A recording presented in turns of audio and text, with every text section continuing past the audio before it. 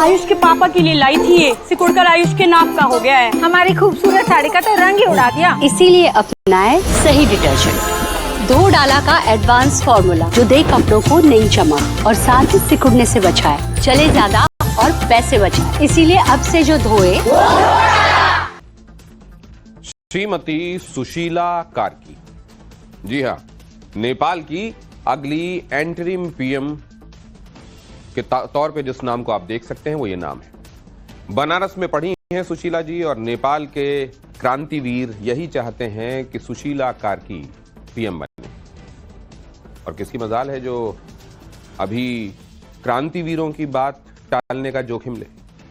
2 दिन से जो हो रहा है उसके बाद सबकी बोलती बंद है, लेकिन नेपाल में ऐसा क्यों हुआ? सुबह तक सब ठीक ठाक, शाम होते होते सब फूंक ताप गए। अब आगे क्या होगा? बचा ना, राष्ट्रपति भवन बचा और ना ही यहाँ की जुडिशरी यानी सुप्रीम कोर्ट बचा।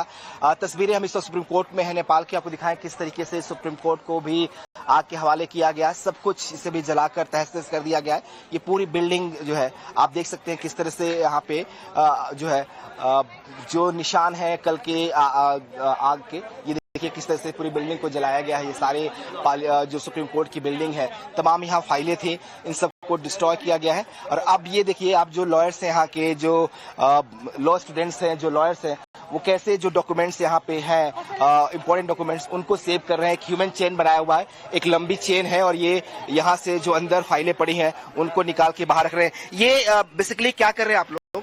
हम फाइल को सेव कर रहे हैं। ये कौन सी फाइलें हैं? ये सुप्रीम कोर्ट का ये जो हिस्टोरिकल फाइल है, सब केस का फाइल है। केस की फाइलें हैं। ये सब भी कल जल गई थी, कुछ इसमें से बचा हुआ है? ये बचा हुआ है फाइल, बचे हुए हैं। कहते हैं जिस ओर जवानी चलती है उस ओर जमाना चलता है। जवान खून ने ऐसा प्रचंड रूप लिया कि ओली सरकार एक झटके में धाराशायी हो गई। इस जेन जी आंदोलन के 2 जेन जी चेहरे निकलकर सामने आए। नेपाल क्रांति का पहला चेहरा हुए रैपर से मेयर बने बालेन शाह और दूसरा आंदोलन ले सुदन गुरुंग। पर सबसे बड़ा सवाल जो अब खड़ा हो रहा है वो सुदन गुरुंग पर सबसे बड़ा सवाल जो अब खड़ा हो रहा है वो नेपाल की 3 करोड़ जनता की आवाज बन गए। क्या नेपाल में 9 सितंबर की कहानी आज से 5 महीने पहले ही लिखी जा चुकी थी?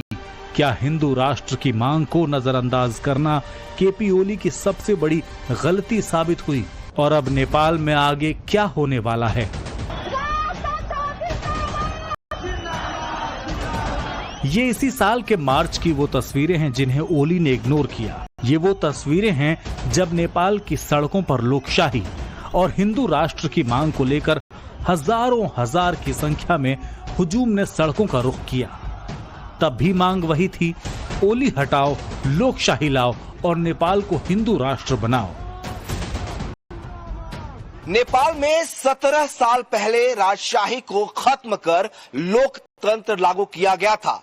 तब से देश भर में 14 सरकारें आईं, लेकिन एक भी अपना कार्यकाल पूरा नहीं कर सकी।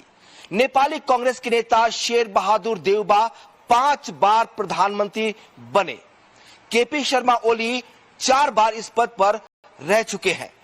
पुष्प कमल दहल प्रचंड भी 3 बार प्रधानमंत्री बने। इसके अलावा भी कई दूसरे नेता एक बार इस पद पर रह चुके हैं, लेकिन एक भी नेता अपने कार्यकाल को पूरा नहीं कर सका है। अब क्रांति के तीसरे दिन नेपाल की दशा और दिशा बताने वाली कुछ ऐसी तस्वीरें आ रही हैं जिससे कुछ समझ आने लगा है कि विरोध की आग अब धीरे धीरे शांत होने लगी।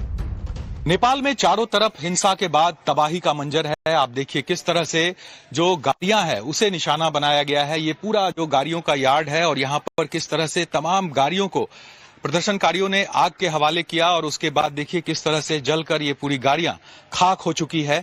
और ये तस्वीर जो सरकारी दफ्तर है नेपाल के अंदर, चाहे किसी भी शहर की बात करें, अभी मैं वीरगंज में हूं और ये वीरगंज के नगर पालिका का कार्यालय है और यहाँ पर किस तरह से जो गाड़ियां इस ऑफिस के अंदर लगी हुई थी, नगर पालिका की गाड़ियां, वो उसको निशाना बनाया गया है। जो प्रदर्शनकारी थे वो यहाँ पर बड़ी संख्या में पहुंचे थे और उसके बाद यहाँ पर जो नजारा है वो देखिए, हिंसा के बाद जो तस्वीर है वो किस तरह की तस्वीर यहाँ पर निकल कर आई है।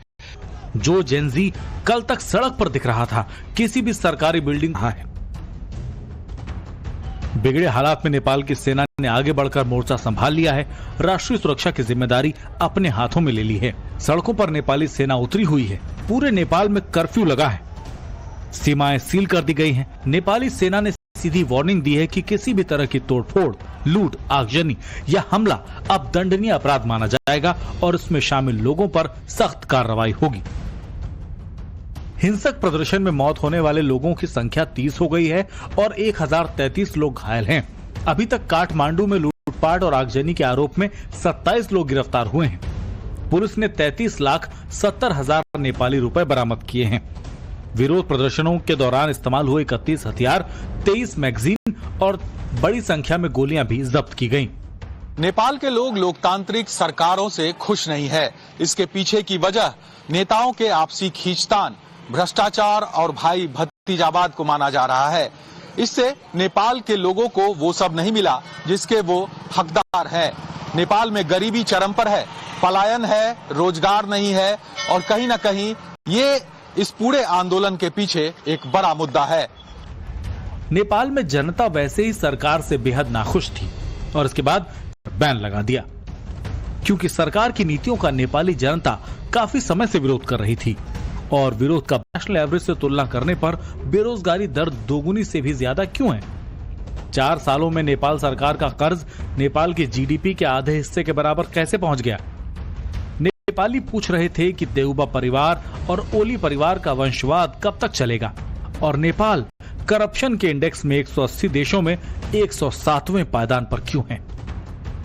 और इन्हीं सवालों का जवाब मिलने के बदले पर बैन की नीति थोपी गई तो नेपालियों ने वो सांसद गोपाल का घर है और उसके बाद आप देखिए ये आलीशान बंगला जो अब एक जो है राख बनकर रह गया है। आप देख सकते हैं यहाँ पर तमाम सामान जो है लूट लिया गया। आप देख सकते हैं कि नीचे जो दरवाजा है उसे तोड़कर अंदर लोग दाखिल हुए थे, क्योंकि दरवाजा अभी भी आपको दिख रहा होगा, एक दरवाजा खुला है और दूसरा दरवाजा जो है उसे तोड़ दिया गया है।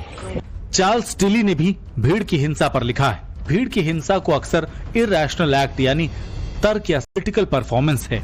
यही वजह है कि नेपाल में प्रदर्शनकारियों ने चुने हुए चिन्हों को निशाना बनाया, जिसमें संसद, पीएम आवास और मोदी जैसा सरकार होता ना, ये नेपाल यहाँ नहीं रहता। यहाँ पे ये नेपाल सबसे आगे रहता है, विश्व का सबसे आगे रहता है। भाई नाम बता दो अपना। मेरा नाम राजन भंडारी है। राजन भंडारी कह रहे हैं कि अगर मोदी जैसा यहाँ का भी प्राइम मिनिस्टर होता तो सब कुछ बेहतर होता।